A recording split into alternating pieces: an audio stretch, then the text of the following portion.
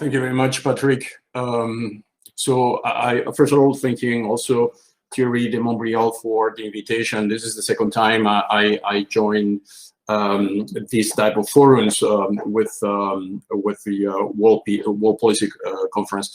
So just to get you on what I think is essential, what you say, Patrick, is the first of all, let's define technology, because when we talk about technology and everything that sits on the top of the technology, we mean so many different things.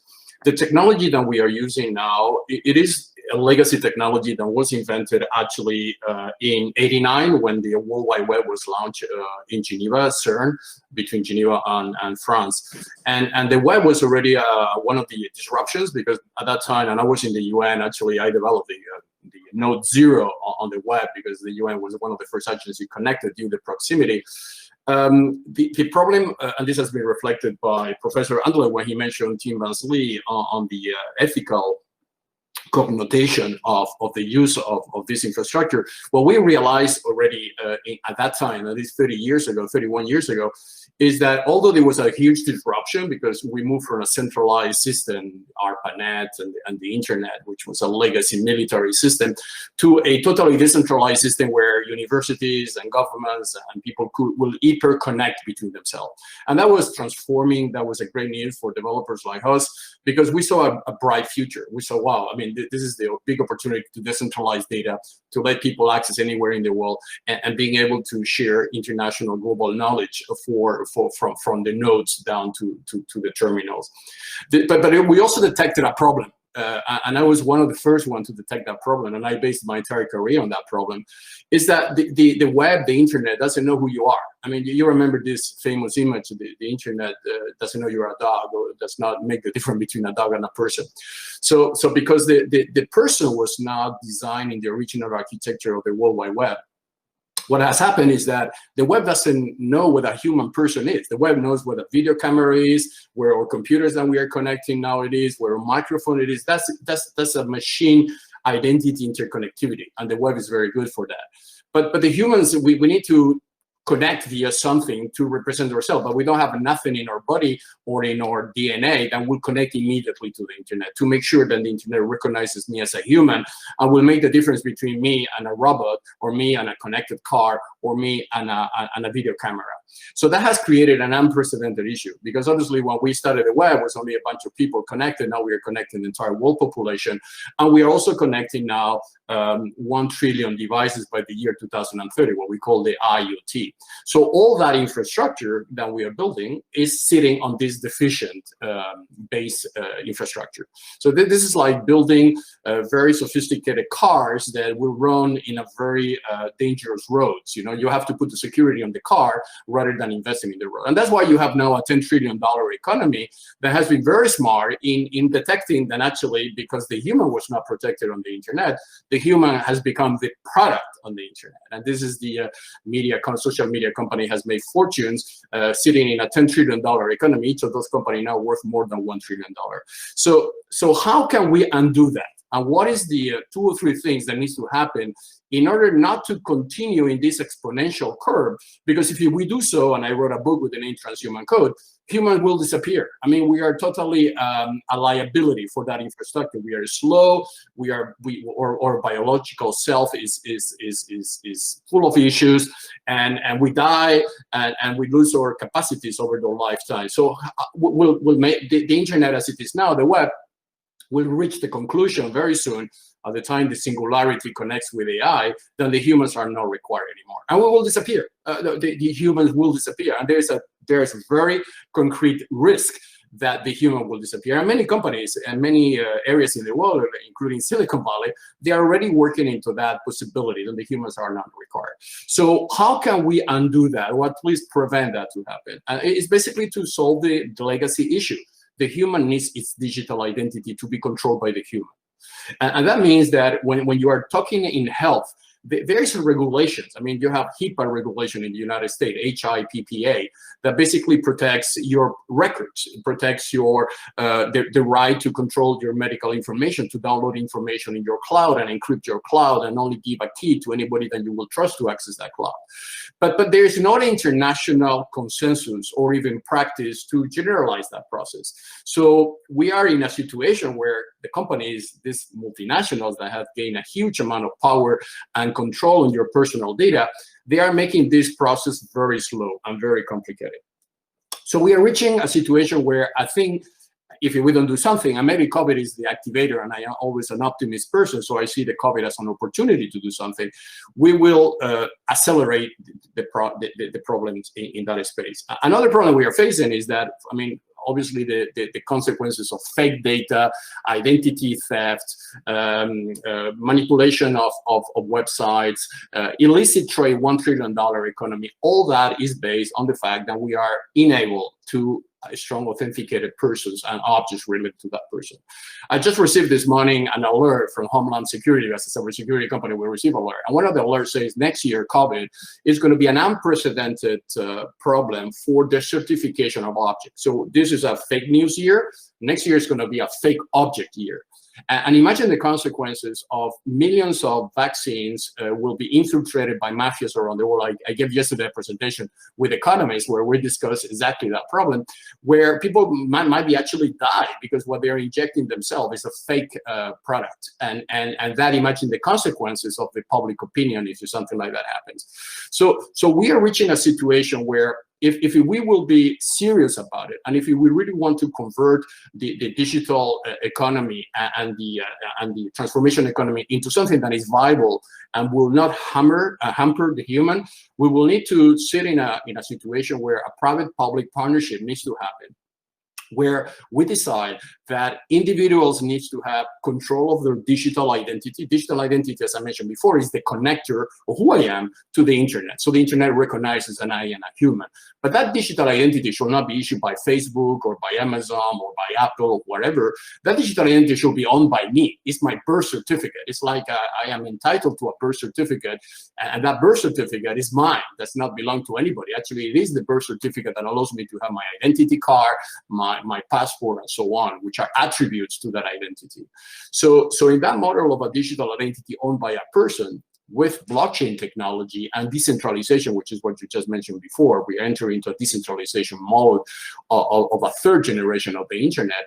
It will allow us basically to being able to control our consent. Consent is very important. I understand that ethics is very important and it's fundamental, but the internet doesn't know what an ethical thing is. The internet is blind. The internet just transmits whatever you put into the internet. The internet doesn't have any morals, doesn't have any ethics, doesn't have anything. It's just a method of transmission and interconnectivity. So in order for the internet to be able to do something like ethical processes, you need to install the concept of consent. So what is consent? Digital consent. So digital consent is your capability as a user to decide if you want to share something. So if you own your identity, then you own everything that goes around that identity, your personal record, your health records, your medical and government records, your education record, all that information is under the control of your identity. Your identity is able to anonymize the rest of the data. So if the data is being collected illegally, it has no use because it's anonymized, it's deprived from your PII, personal information, which is the information that brings you to your name, to your house, to your information that you will only share with your family. So that consent has a huge value because that consent then is monetizable. Now we are entering into what we call the third internet revolution, or fourth industrial revolution, but it's actually the third cycle of the internet, which is the possibility with the decentralization of ledgers to share your consent with other people that will basically need to access to that information. And you can monetize. You can say, okay, you want to know something about me, you want to monetize my my behavior, fine. I might want to agree to do that to you. But I want to agree on some specific conditions. Time stamping, I will only do that for 1 day, 2 days, and you have to reward me for something like that. So that is obviously the model. Technology exists. I mean, my company and many partners, we are developing systems like that. But obviously, you have a $10 trillion economy, and in plus of that, now you have a huge, and I go back again to that thinking of Thierry this morning, what it says the world is becoming, like American fighting against China for world dominance. It is actually a technology dominance. It's not going to be anything else. It's going to be who is going to be the country that is going to own the data of the world and will be able, because they will have AI and other tools, to monetize that data and to analyze that data and to advance in decisions, in design, in development of new drugs, because that data will be controlled by them and will be accessible to them before to anybody else. And this is the fight. So the solution, as I say, is what I call the decentralization of power in the digital economy. And COVID is actually an accelerator. What happened is, and I am involved in several COVID projects in Switzerland with the app. We're also involved in Germany. We are also working with the WHO in some project. We're also thinking about, for instance, the yellow vaccination card, which is an analog technology and could become actually a very easy way to vaccinate the world and being able to digitalize the vaccines rather than in a paper, putting that in your mobile phone or in your USB, and at the same time with that technology being able to decentralize the data so the data is on a national level. And we give the country back again what they should own, which is the data of their country. Data is like water, it's like electricity. It's something you don't want another country to serve to you because you create dependency on that country. So in order for the health system to progress, and I think, to be very honest, I think we have a historical opportunity because we already transformed the telco system. That was the first one to be transformed and digitally transformed. Then we transformed the banking system, and you see the the WhatsApp of the world and the internet payments and the KYC compliant process has accelerated, but the health system has never been digitally transformed. And the reason, and that has been raised during the panel, is so decentralized. It's impossible to standardize a process because it's totally decentralized. I remember I assisted once at a conference in the United States with President-elected Biden, where he said something that stays in my mind. He said that when his son was sick of cancer, he was vice president at that time. He wanted to bring all the cancer research in the United States together so they could analyze the data being collected by the different universities. And that was impossible because the data was sitting in silos. And not even him with his vice president position was able to create that interoperability that was required.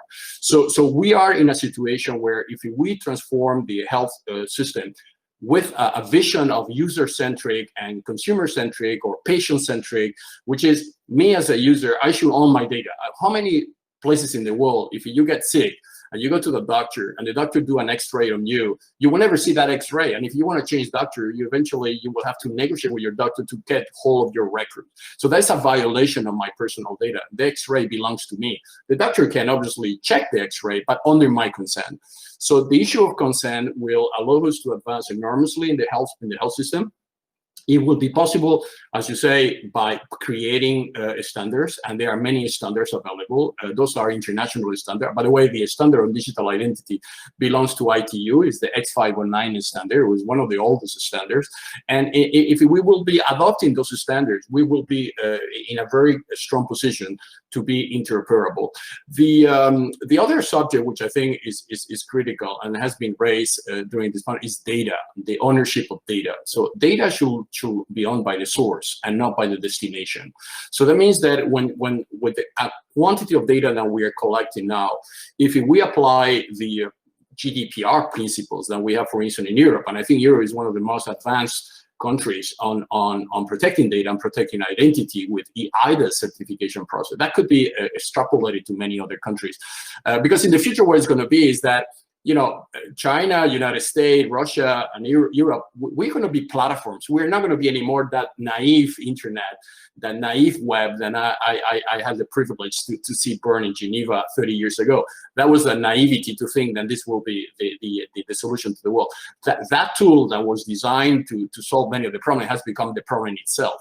And what we are, where we are now realizing is that countries are getting into platforms. So platforms in the digital world are acting like aircraft carriers. You know, an aircraft carrier is very important when you go to fight, because your planes can land and then take off and then go to the war and come back in a trusted area and get refueled and get reactivated with the weapons so you can go and fight again. So America has obviously a huge amount of Facebook, Apple, all they are the aircraft carriers for the startups and innovations. Then they will need to expand the supremacy on the digital era. China is taking over. China has more. Europe still is in infancy. We are still maybe the more naive in all that. And why? Because we're so difficult in Europe to bring all those platforms together. But I think in the future, you're going to see the future of platforms. Those platforms are going to be interoperable, but we have to make their life difficult in collecting so much data and going and reach a conclusion that humans are not important anymore. I think the big danger also on the human part is the combination between biological research, and you have been discussing that in this panel, and technology, because both of them, they are exponential. And the biotechnology, without understanding the exponentiality of each of them in a separate way, is very dangerous, because you're creating another quantum leap, another layer of development that could be very dangerous if you don't understand the complexity of the previous one. So I don't want to take more of your time. I think my big message is that COVID, and especially the vaccination process after COVID, which is going to be the largest social experiment ever conducted in the world. I mean, this will be not anymore, can I take your data? This is going to be, I'm going to be wearing a product in my body. My body is going to be open to you, and I need to trust you, whatever you are, government, hospital, or clinic, to have something in my body. Then obviously it will have many advantages, but it's another layer of human intervention that we are not yet in the technology era ready to trust, and that's the message.